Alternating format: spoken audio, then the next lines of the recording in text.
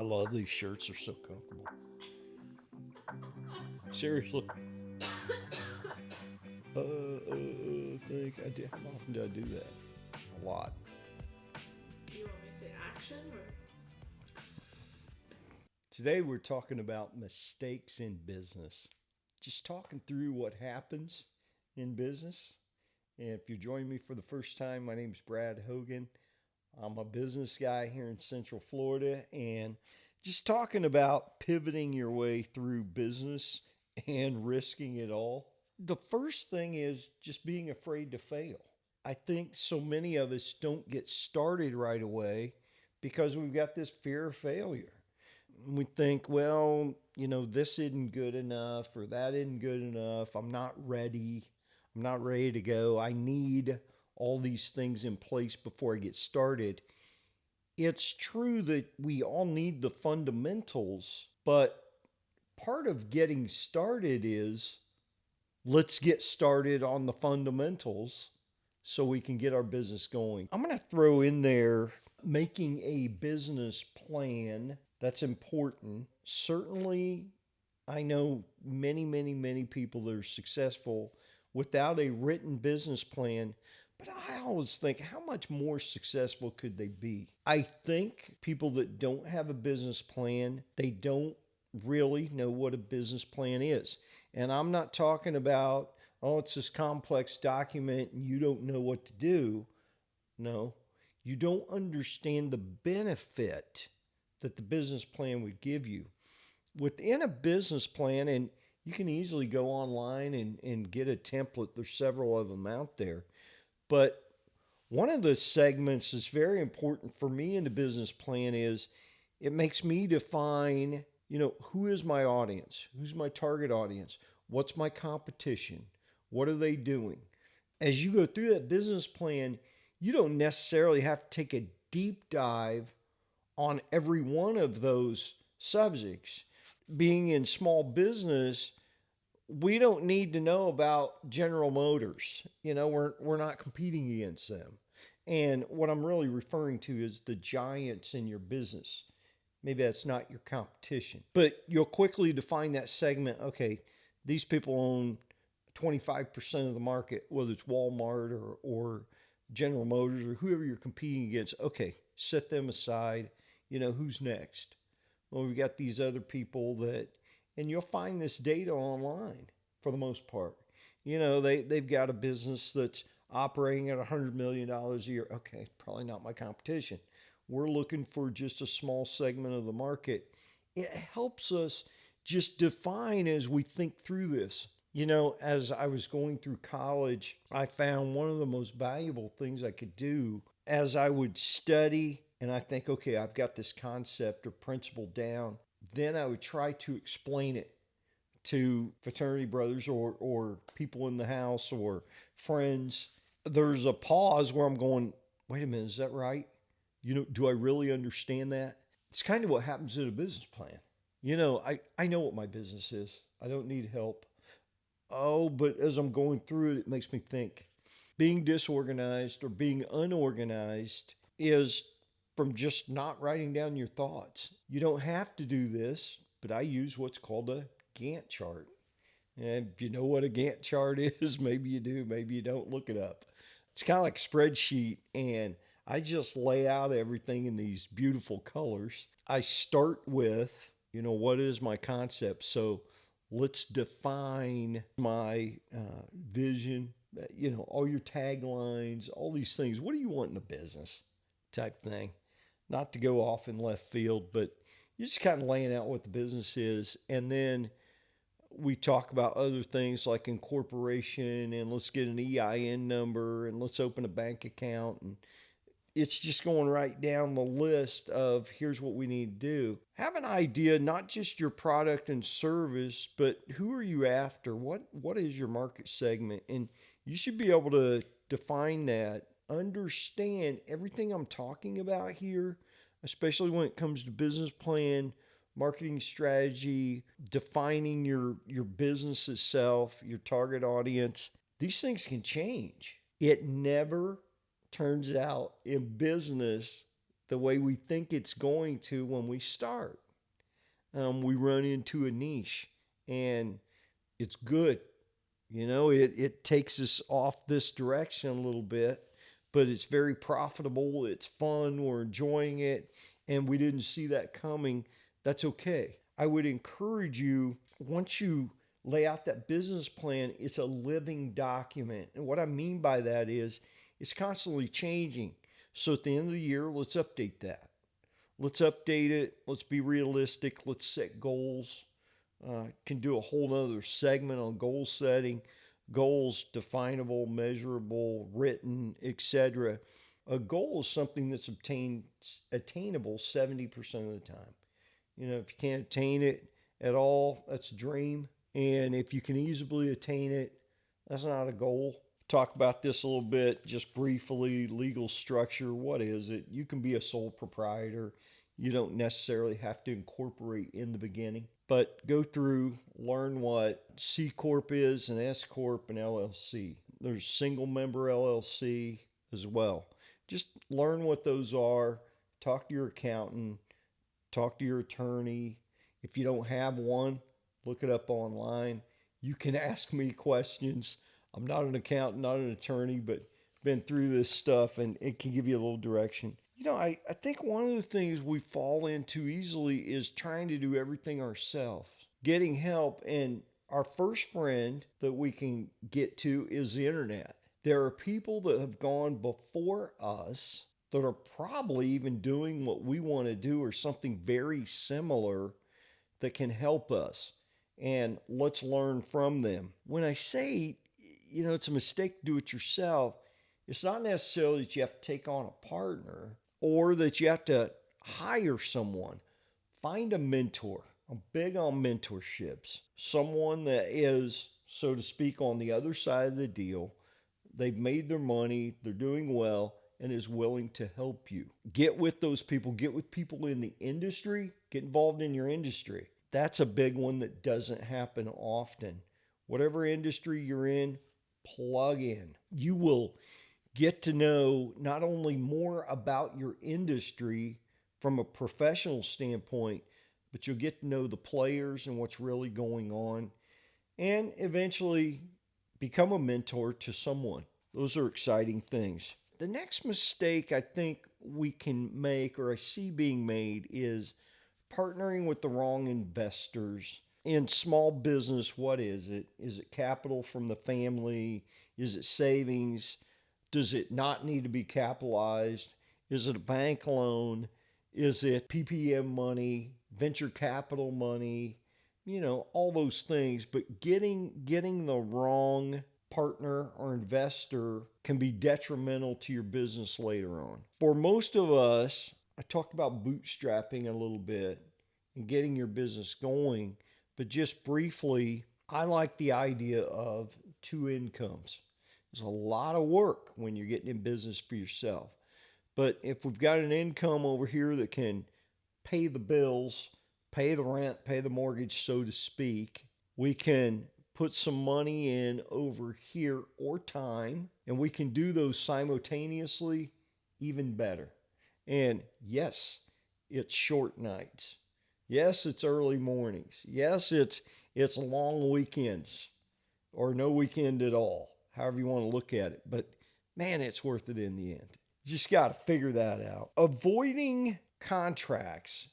So I talk about two things. I have done a deal with Disney in the past. Disney, man, what a company. What they wanted to know and what I had to prove, it was a lot of documentation. I had to show that my relationship with Disney was not more than 50% of my business. Disney really cares. What's happening there is Disney wanted to make sure if our relationship ended that I was not going to go out of business. The opposite end of the pendulum, I have been in a partnership or relationship with one of the biggest big box retailers that we all know, which we'll not mention here. But the MO was we got a price. They beat me up a little bit on price, which I was expecting.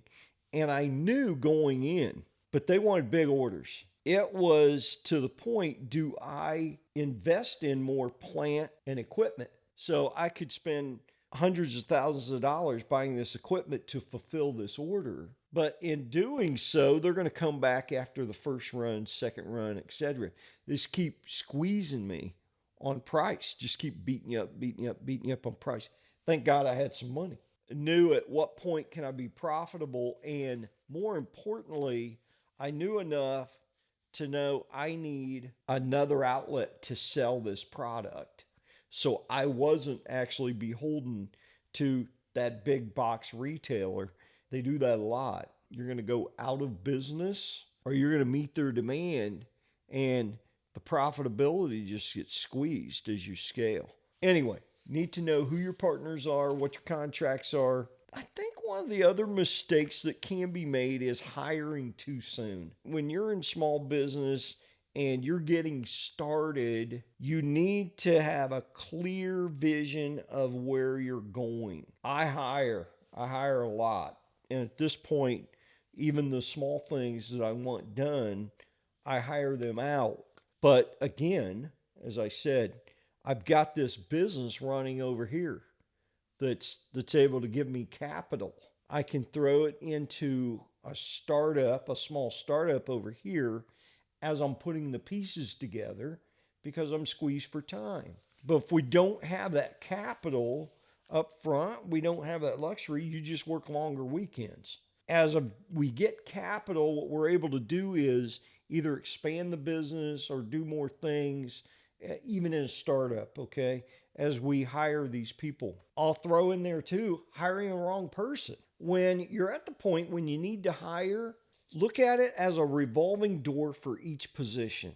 So we've got to find the right people in the right position, and we start hiring. Don't hire the nice person and just stick them in a job that they don't belong in. Yes, we want the good quality people with good values, and we can train the rest. Agreed, but let's get the right person. My buddy Bob, that's rough and tough and gruff, is probably not the right guy for my switchboard to answer the phone. He's not that guy. And Susie, that weighs 100 pounds, that's softly spoken, she's probably not the right girl to run the warehouse. Let's get the right people in the right seats on the bus. Just kind of a revolving door till we find those people. Understanding capital requirements. What's needed for your business and when is it needed? Very important. I think it boils down to two things. Businesses fail for two reasons primarily. They're either mismanaged or undercapitalized. Knowing what your capital requirements are, if you own a fashion brand opposed to a service business, well, the capital requirements are different. Are we out here buying, making clothing that we've got to have an inventory and sell? Requires more capital on an ongoing basis, opposed to if I'm starting a insurance business. What I need? I need probably a laptop, paper, and pen. I'm sure I need more things than that, but you get the gist. It's basically me and my knowledge. Love that business model. Wasting money. Wasting money is just, maybe paying yourself too much in the beginning. What's required? I like people, when I'm investing in other people and other businesses, I like people that are willing to take a very, very modest salary. I'm going to tell a funny story. I have a daughter that recently graduated from college, and her and I are in business together, and it's a total startup. She's doing fantastic. We're about 10 weeks in or so. She's right on track. I'm paying her, but I'm paying her very little. She came to me, she said, "Hey Dad, you think I can get a raise?" I said, "Absolutely not."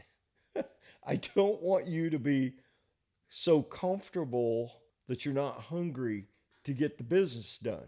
Got to stay on top of it. I am her dad, so I pulled out a few $100 and gave it to her. But no, we're not going to overfund this thing in the beginning. your personal life. Otherwise, there's no incentive to get this stuff done.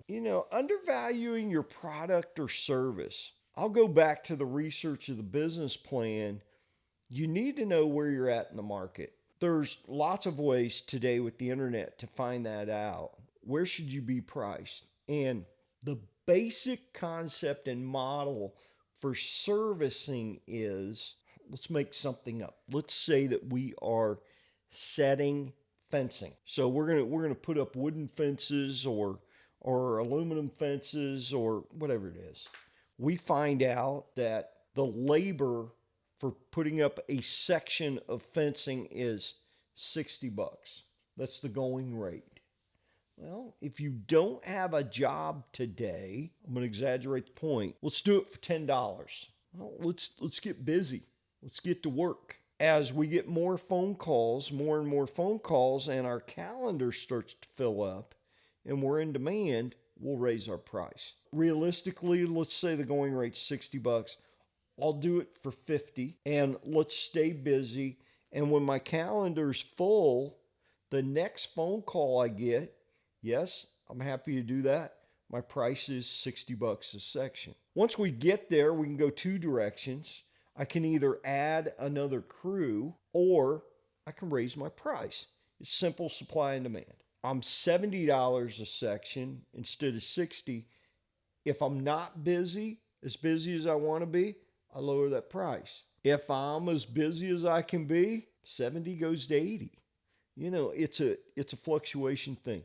Value your business, know where you're at in the marketplace. One of the things that happens is launching too quickly or expanding too quickly.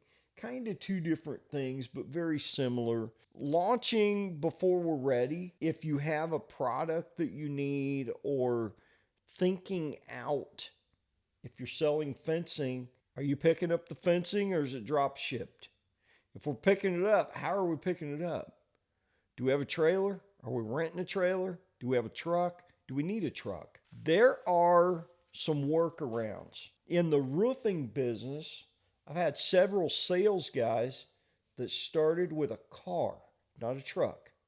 And they had a car that they could get their ladder in, whether it was aluminum, fold-up ladder, or an expanding ladder, whatever it was. They figured it out. Don't let that stop you, but you have to have a plan for how you're going to handle whatever your business is. If there's something that we definitely need, whether it's a truck or a trailer or transportation or somebody to drop ship, we need to get those things in place. Expanding too quickly goes hand in hand. I mean, do you need a second truck? Do you need an employee? Do you need to figure out logistics? Is it the next town over? Are you going to the next state? Think through those things. Not implementing the proper bookkeeping process. So now, I don't believe that you need to hire an accountant on day one, but go online, figure out a little bit about accounting. It can be so basic as, income and expenses. Just keep it on a spreadsheet. Let's have some kind of accounting system. That would be your accounting system to start. Okay, I get it. Well, I don't have the money to hire a CPA on day one. I understand. Everything's available online. You can learn it. If you want to take a class, take a class. But in a startup, it's as basic as income and expenses. Just get a system. I think another mistake we make is not creating a marketing plan. So I can talk about the overall marketing strategy and then let's get a plan over here to implement in this segmentation. That's not what I'm talking about. I'm talking about just having a basic, simple marketing plan to get started. What is it? Do you have a name? Do you have a logo? Is that logo applicable to your letterhead? Is it applicable to everything you're doing online? Can you put it on a business card? All these things. Shout out to Brand Crowd. $60. It's $60 for the year. I got all kinds of stuff. Made my logo, did it in 15 minutes, and it gave me the logo. It gave me images in JPEG, PGN, PDF, high resolution, letterhead, business cards, all the stuff I needed. There's some tools out there that are inexpensive, fast, quick. You don't necessarily need to trademark your name on day one. I'm not telling you not to trademark your name. That may be something you want to look into, but that's a whole different expense category. Overpromising and under-delivering is a mistake I think we all make because we're excited. We can do this and we can do this and we can do this and I can do it and I can do it better. And I love that excitement. I love it. Love the excitement. Love the feeling. And you need it. You need that excitement. No mentally, no in your mind. Hey, try not to overpromise and underdeliver. Scale it back a little bit. Take a deep breath. Talk through it with your customer, your potential client, your homeowner, whatever it is you're doing. Let's make sure we deliver with an impact. If you're putting a quote out there, you're delivering a product, your deliverables, add a day onto it so they can be pleasantly surprised when you're a day early. It's a good thing. And that's as simple as over delivering for what you underpromised. It's a good place to be. I think finally, just understanding the demands of business. It's demanding. It's all out there. Listen, when we go on the internet, we hear the guy talk about, or the gal talk about, yeah, I made $1 million last month and et cetera, et cetera. No doubt somebody's doing it, true statement, but they're selling the sizzle. And there's a whole bunch of stuff in between that it took to get there. And you're going to find out what that in between is, hopefully. If you're in business for yourself, you're going to find it out. Don't be afraid to do the work. Understand the attitude is, I'll do whatever it takes. Sometimes we have to put some stuff on the back shelf for just a little bit of time. Time goes fast. So whether you got to put away the fishing pole or put away the golf clubs or not be with your buddies every weekend, we can't go out, or whether it's cutting back on some of those meals out because you need to save some money, whatever it is, whatever it looks like for you. I'm not here to tell you what to do. I'm here to help you. Love you guys. Talk to you soon.